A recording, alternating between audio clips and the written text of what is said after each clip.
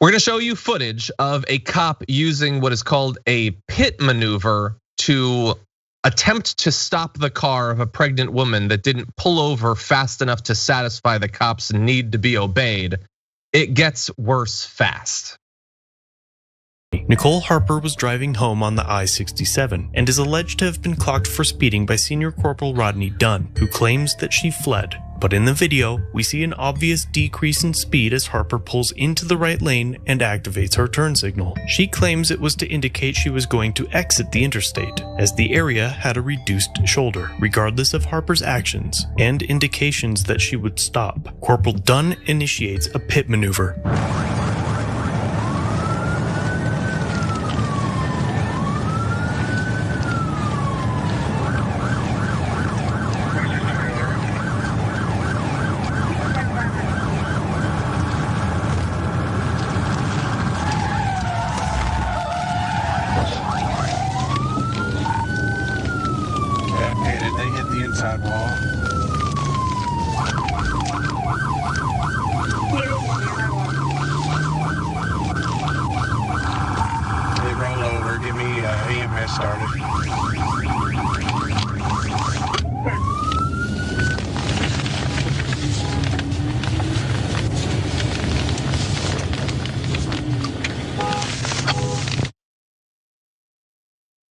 Okay, Dan.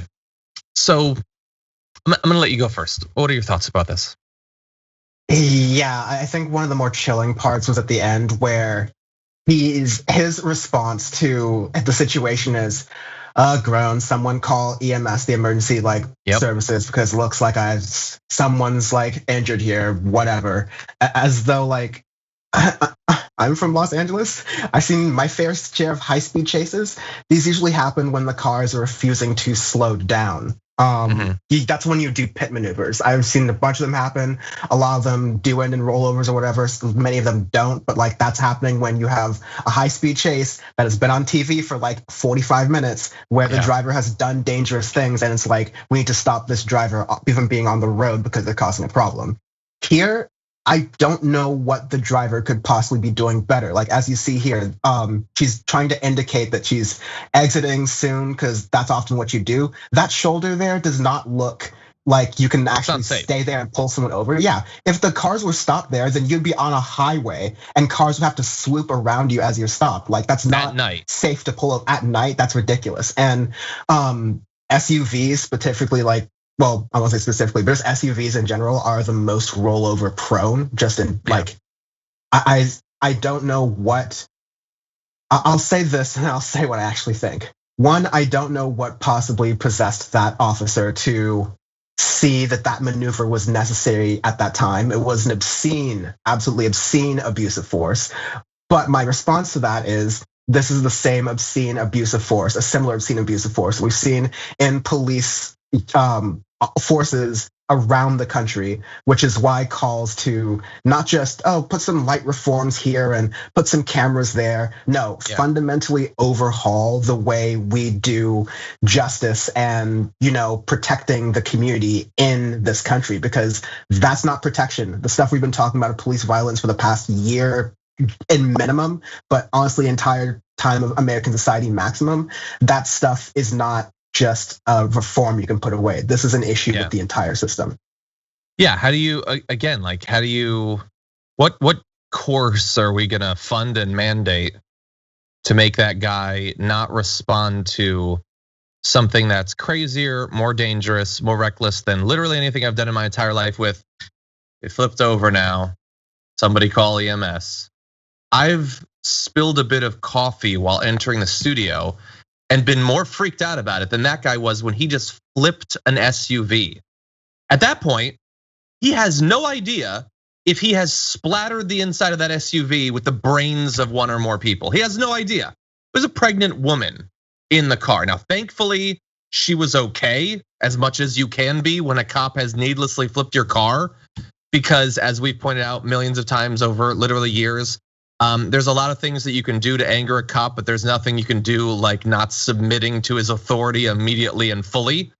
You inconvenience a cop, and that is among the most dangerous things you can do in America.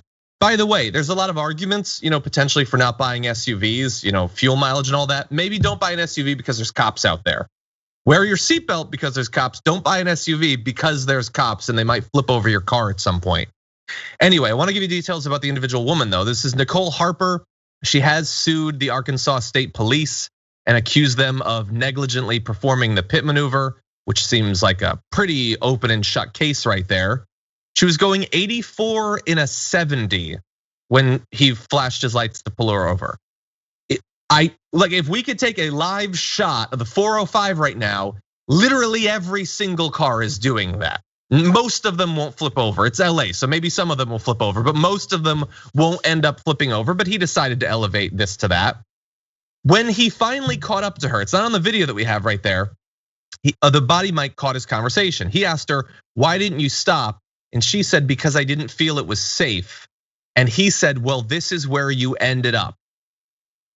No, take him out. He can never be a cop again. And you know what? A couple generations later, still, his kids, grandkids, don't let them be cops just to be safe. If the like stone dead icy tone of him realizing he flipped an SUV doesn't convince you, him berating the woman who he nearly killed should be enough. You don't need a judge, you don't need a jury, you don't need any sort of investigation. He can never be a cop again and give the woman whatever money she asks for. Oh, but no, John, Blue Lives Matter. Let's keep sociopaths on the force because that's what I want protecting and serving our community. That just makes the most sense. I hate the thought that people would even go to defend, there's something that she was doing wrong. She was driving so unsafely, as though these same LARPers who love police officers so much have never sped in their Jeeps before. It's so ridiculous. Yeah. We've watched a lot of really rough police videos in just the last 2 months or so, but not having any reaction.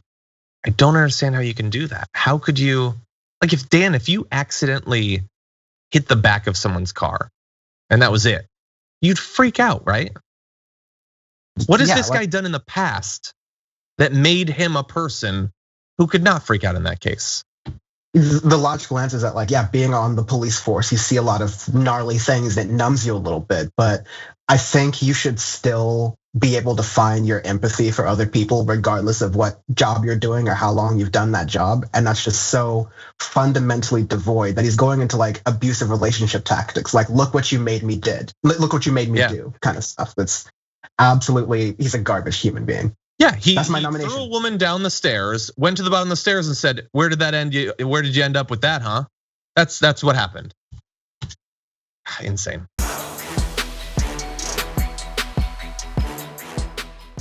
Check out the Damage Report podcast each day, wherever you get your podcasts, whether Pocket Casts or Stitcher or iTunes. You can join me as I give you the news and stories you want, with a range of co-hosts and interview guests jumping in on the fun each day. Again, that's the Damage Report, wherever you get your podcasts. And if you get them at iTunes, don't forget to rate and review. Sometimes I'll read them live on the show.